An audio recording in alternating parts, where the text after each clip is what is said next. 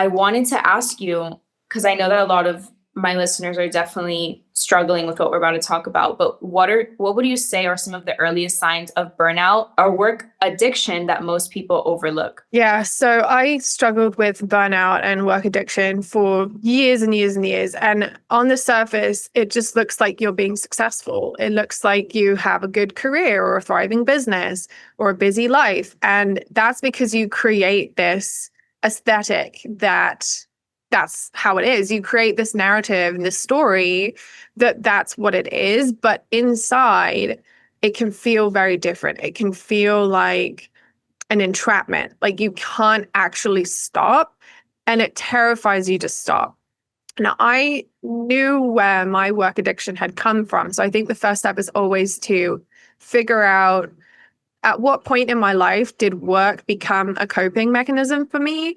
When did work become something that distracted me from what was going on around me? All the fear, all the stress, all the anxiety, all the toxicity or whatever it may be. And that happened for me in my teenage years in particular, because my whole family situation was toxic and awful. And the only thing I could do was focus on my studies to take my mind off of all the crazy stuff, all the overwhelming emotions that I had, and to focus on getting into university so I could move away. But I carried that sentiment with me way into my adult life, like way into my early 30s. And even though I knew where it had come from, I didn't know how to resolve it. And coaching has been a huge advantage to me. And one of the reasons why I like to give back to people in similar situations, because first of all, you need to be able to unpack all of that. And you need to understand how the brain actually works and how it stores these traumatic memories and how it learns that it's safer to just work all the time.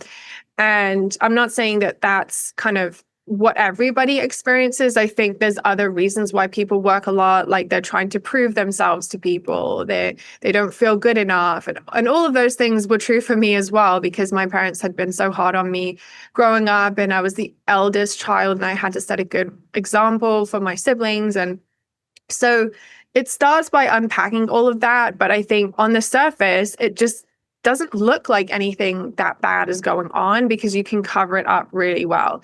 It's just like any addiction, really. People who smoke a lot, people who drink a lot, people who take drugs, they don't want people to know that it's a problem. They don't even want to admit to themselves that it's a problem. So even if people bring it up to them and say, this doesn't seem healthy or this doesn't seem right, they always have an excuse ready. They always have a reason. Oh, it's just this project and it's really busy right now. And then once that's over, I'll be able to rest. And then there's another thing, because you're creating this chaos for yourself to operate in because it feels more safe. And it really doesn't make sense to people who don't understand trauma responses, but it does make sense to coaches and people who have studied NLP, or which is neuro-linguistic programming, or like how we can rewire our brains around these things. So part of it is just the education that this is a thing that happens when you're in traumatic situations. And this is also a thing that you can change. And the other part is actually wanting it to change, because if you just deny it for the rest of your life, then that's what the rest of your life is going to look and feel like. Right. And it's crazy because you can be in it for years or forever and not even know that you have trapped yourself in a maze. Like I definitely find I appreciate you being vulnerable, like when you discovered that it started for you. And I feel like I should share as well, because I had the same problem. And it was like, if the thought of my to-do list being empty because I wiped everything out, it was just, I could not think of that. And even the thought of that was just simply not relaxing at all. And I think even now I'm still working on that, but nearly not as bad as it was. And the reason I think that I was able to start being aware of it and healing and questioning was finding the root cause, or finding just where it started, which I feel like people need to be really honest with themselves. Me at least, just to share, to like encourage people to also think for themselves. I believe it started when I was like a junior, senior in high school, and my mom had been diagnosed with cancer. She's healthy now, thank God. But I really wanted to go out of state for college. It was always my dream. And my parents were like, well, you're not going out of state if you don't get a full scholarship. And I'm like, okay, I have to buckle up, get a full scholarship. But then I was like, wait, but they need to take care of my mom and her medical bills and this and that. And I can't ask them for money if I go out of state and whatever. So I was like, well, I'm turning 18, like it's all up to me now. And I remember telling myself all the time, like, it's all up to me. It's all up to me. Both my parents are dealing with their medical things. Like, I have to just figure it out. And then now they're both healthy and we're all fine. But I would keep the trauma response and the chaos and the never ending to-do list. And then I got my own health issues. And that's when I was like, okay, what's going on? And when I just started getting like 3 priorities a day, now I'm like totally healthy. I don't have any gut problems. I don't have anything. So like things are so much deeper than people even imagine. And it's so important to like uncover that. Yeah. And I had so many digestive issues as well. And I wasn't sleeping and I had terrible acne like everywhere. Like I couldn't go out without tons and tons of makeup. I truly hated myself. I gained a lot of weight because the other part of it is that we carry all this shame around with us about how we dealt with things in the past when we actually didn't really have a choice. Like at that time, we were just doing the best that we could with what we had. And we really did feel all that responsibility and all that pressure. So it's learning to accept that the previous version of us, like the younger version of us, just did what they could with a really shitty situation. And then when we can have compassion with ourselves, our past selves, then we can treat our present self with more respect and more love and more care. And you can't really skip over that, because if you just force yourself to do the self-care, it just feels stressful and not good. It feels like another task. It just feels like another thing on the to-do list. It is another task, yeah, because then you're guilty if you don't do it right or often enough, and then you get all this judgment, mostly from yourself, but also from other people. Like, well, didn't you say you were going to do that? Oh yeah, now I have a new thing that I'm going to do. Yeah. And you feed this guilt cycle and you can't break out of it because you haven't looked at the past and honored your past self. Right. And so I'm assuming that would be step 1, but just to paint the picture for everyone, you talk about healing your relationship with work. And I want to understand, what does that process look like in real life? Yeah.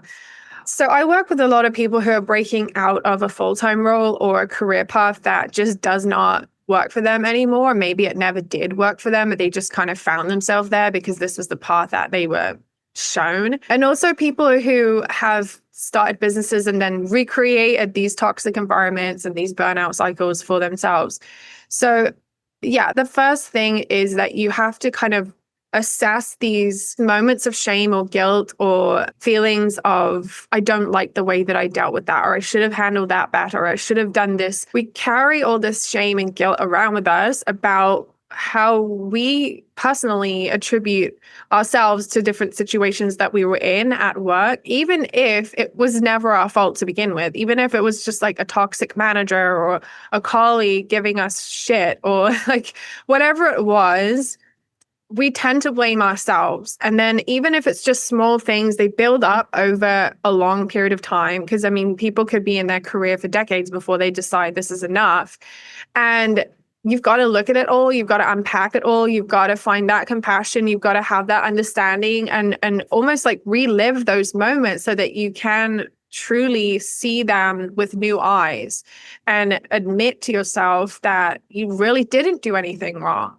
And if we can't let go of all of that and actually process it fully, then it's just going to be like, I like to think of it as like you're carrying this giant backpack around with you and all this shame and guilt just crammed into it. And you're trying to like live your normal life, but you're carrying this thing. And as soon as you can put it down, everything's easy. You're free. You can just live your life. But people don't even realize that they're carrying it because they don't want to look in there. They don't want to deal with it. They just push it down.